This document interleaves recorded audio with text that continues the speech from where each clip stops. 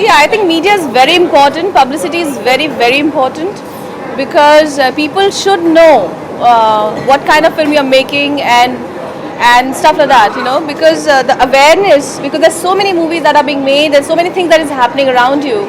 So you need to, kind of put people's focus into you and the kind of films you're making. So that's it. It's very important. Then you share a chemistry on screen.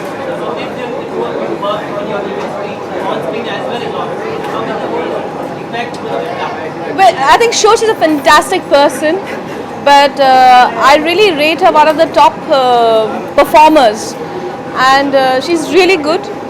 She's fantastic with her comedy and her timings with comedy and stuff like that. So, and she's a fabulous dancer as well.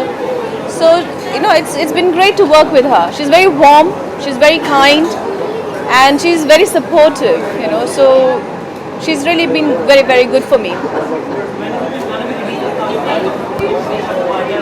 Pardon me? When the film is going to be released, and how do you plan to promote that to wider audience? See, basically film we are releasing on 19th of December, and the promos have already started and publicity is already started, so it's already on the air, and there's already a buzz. So